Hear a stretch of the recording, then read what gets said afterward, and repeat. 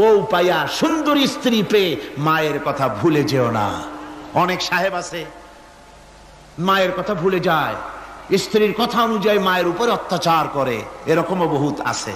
আল্লাহ পাক বলছেন, শোনো, وَقَضَى رَبُّكَ أَلَّا تَعْبُدُوا إِلَّا إِيَّاهُ وَبِالْوَالِدَيْنِ إِحْسَانًا। তোমার প্রভুর পক্ষ থেকে ফয়সালা হয়েছে, চূড়ান্ত সিদ্ধান্ত হয়ে গিয়েছে, আমি আল্লাহর ইবাদতের পর তোমার মা বাপের ইহসান করবে, খেদমত করবে, তাদের জন্য উপকার করবে, তাদেরকে ভালোবাসবে।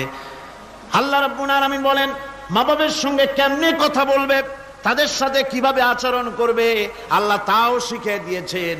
আল্লাহ পাক বলেন, ওয়ালা তাকুল লাহুমা وَقُلْ لَهُمَا قَوْلًا كَرِيمًا। মা বাবার সাথে সম্মানজনক কথা বলো। وَقُلْ لَهُمَا قَوْلًا كَرِيمًا, সম্মানজনক কথা বলো, মাথায় ঝাঁকি দিয়ে রাগ করে চোখ মোটা করে কথা বলো না। তুমি সন্তান, তোমার জন্য সবচাইতে বড় পীর তোমার আব্বা, তোমার আম্মা, ঠিক কিনা কন? ছেলের জন্য, মেয়ের জন্য, সন্তানের জন্য সবচাইতে বড় পীর কে? বাপ মা। এটা ভালো করে মনে রাখতে হবে। আপনার মাওলানা সাহেবদের দোয়া, পীর সাহেবদের দোয়া কবুল হতেও পারে, নাও হতে পারে, 50-50 সম্ভাবনাও আছে, আবার সম্ভাবনা নাই।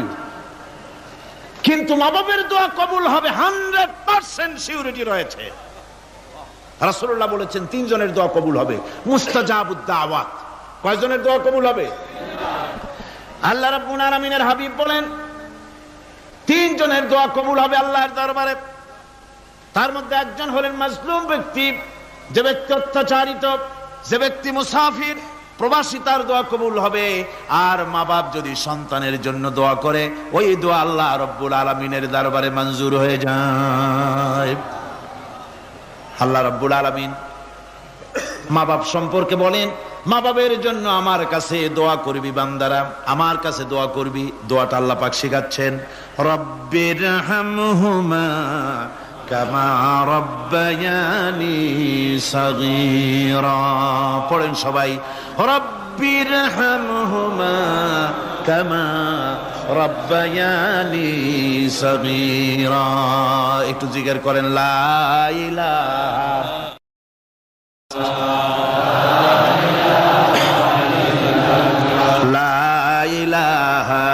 ইল্লাল্লাহ, লা ইলাহা ইল্লাল্লাহ, লা ইলাহা ইল্লাল্লাহ, লা ইলাহা ইল্লাল্লাহ মুহাম্মাদুর রাসূলুল্লাহ। আমার ভাইরা, আল্লাহ পাক শিখাচ্ছেন, বান্দা তোর মা বাপের জন্য আমার কাছে দোয়া কর। আল্লাহ রব, আয় আমার প্রভু, আমার মা বাপ যেমন ছোটবেলায় আমাকে স্নেহের কোলে লালন পালন করেছে, আয় আমার আল্লাহ তুমি আমার মা বাপকে তোমার রহমতের কোলে লালন পালন করো। আল্লাহ শিখাই দিয়েছেন। আমার ভাইরা, প্রত্যেক নামাজের পরে এই দোয়াটা ভুলে যাবেন না। ভুলে যাবেন? ভুলে যাবেন? আমার ভাইরা, আমার বোনেরা, সবাই প্রত্যেক নামাজের পরে পড়বেন, রব্বিরহামহুমা কামা রব্বায়ানি সাগীরা। এই দোয়া করতে কেউ ভুলে যাবেন না। আল্লাহ রাব্বুল আলামিন বলে, বান্দারে, ওয়া ওয়াসাইনাল ইনসানা বিওয়ালিদাইহি ইহসানা হামালাতুহু উম্মুহু কুরহা ওয়া ওয়াদাতুহু কুরহা। আল্লাহ পাক বলেন, আমি পৃথিবীর সমস্ত মানব মণ্ডলীকে উপদেশ দিয়েছি, মা বাপকে সম্মান করো, শ্রদ্ধা করো, তাদের উপকার করো। তার কারণ হলো তোমার মা তোমাকে গর্ভে ধারণ করেছে অত্যন্ত কষ্টের সাথে। আল্লাহ বলতেছেন, মা তোমাকে গর্ভ ধারণ করেছে অত্যন্ত কষ্টের সাথে, এরপরে তোমাকে ডেলিভারি করেছেন অত্যন্ত কষ্টের সাথে, তোমাকে ডেলিভারি করেছেন।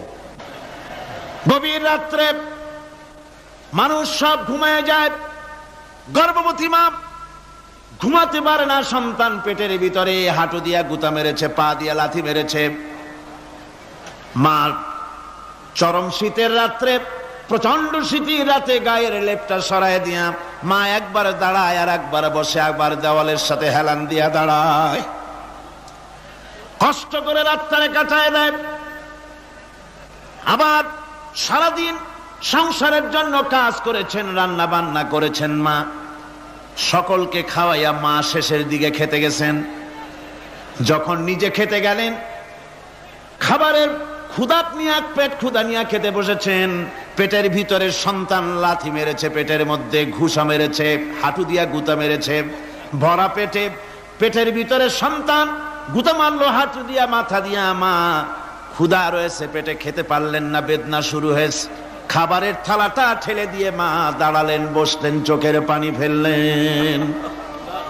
এভাবে করে মা একটা দুইটা দিন নয়, 10টি মাস পর্যন্ত সন্তানটাকে পেটের মধ্যে নিয়ে, একটা জীবিত মানুষ আর একটা জীবিত সন্তান পেটের মধ্যে নিয়ে নড়াচড়া করছেন, চলাফেরা করছেন।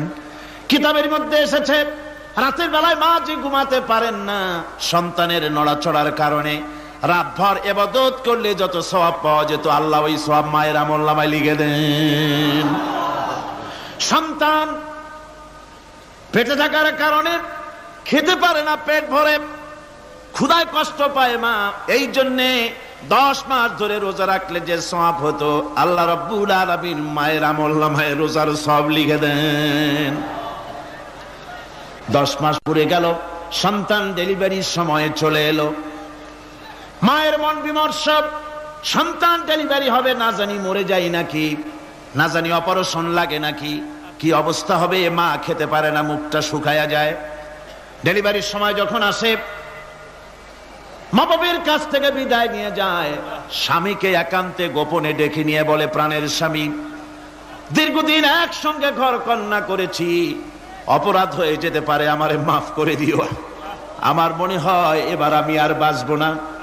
সংসার থাকলো, চাবি থাকলো, সব বুঝে নাও, আমারে মাফ করে দিও। মা চলে গেল সতিকা গৃহে, ক্লিনিকে চলে গেল, অপারেশন থিয়েটারে চলে গেল, অথবা ডেলিভারির জায়গায় চলে গেল। ডেলিভারি পেইন শুরু হয়ে গেল, বেদনা শুরু হয়ে গেল। এক একটা বেদনা যেন মায়ের এক একটা মৃত্যু যন্ত্রণা শুরু হয়ে যায়। এমন যন্ত্রণা, প্রসব বেদনা দুনিয়ার ভুক্তভোগী মা ছাড়া আর কেউ জানে না। এই চরম বেদনার ভেতর দিয়ে, চরম কষ্টের ভিতরে মা যখন একটা বাচ্চা প্রসব করলো, জিহাদের ময়দানের মতো মা রক্তাক্ত হয়ে গেলেন, সন্তান দুনিয়া এলো। মা তখন অস্থির থাকেন। এত বড় বিরাট কষ্টের ভিতরে আল্লাহ রাব্বুল আলামিন বলেন, সন্তান যখন ডেলিভারি হয়ে গেল, মায়ের মনের ভিতরে আমি তখন এই ফিলিংস, এই টেন্ডেন্সি জাগ্রত করে দিই, দেখ কি হয়েছে।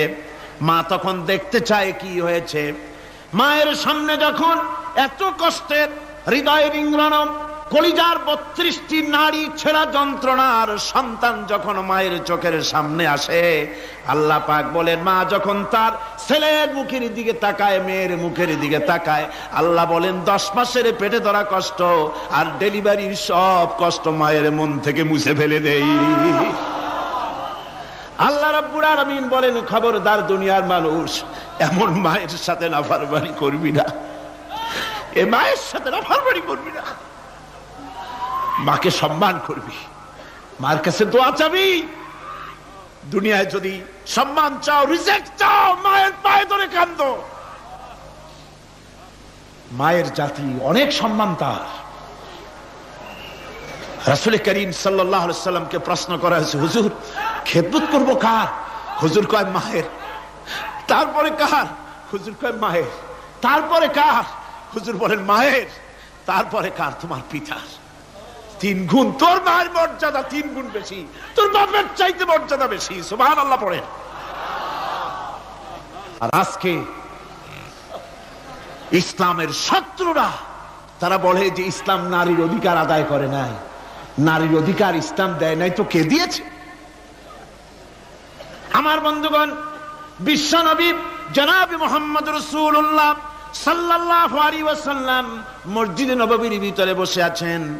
এক বৃদ্ধা মহিলা মসজিদের মধ্যে প্রবেশ করলেন। হুজুর বৃদ্ধাকে দেখে দাঁড়ায় গেলেন, বিশ্বনবী বুড়ি মেয়ে লোককে দেখে দাঁড়ায় গেলেন। আল্লাহর নবী বুড়িকে দেখে দাঁড়ালেন। বুড়ি যখন কাছে এলেন, আল্লাহর নবী নিজের গায়ের চাদর বুড়ির জন্য বিছায়া দিলেন। বুড়ি বসলেন। এরপরে কথাবার্তা সারার পর বুড়ি যখন বিদায় হবেন, হুজুর আবার দাঁড়ালেন। বুড়ি মহিলা চলে গেলেন। সাহাবায়ে কেরাম বলেন, ইয়া রাসূলুল্লাহ, কিছুই বুঝলাম না, একজন বৃদ্ধা মহিলার জন্য বিশ্ব নবী দাঁড়ান আর গায়ের চাদর বিছান, আমরা বড় আশ্চর্য হয়ে গেলাম। নবীজি বলেন, ও আমার সাহাবীরা, তোমরা জানো না, এই মহিলাকে চিনতে পারো নাই। আমি আমার মায়ের দুধ আমার জীবনে কিসমতে তেমন হয় নাই, আমি আমার মায়ের দুধ তেমন কিসমতে পাই নাই।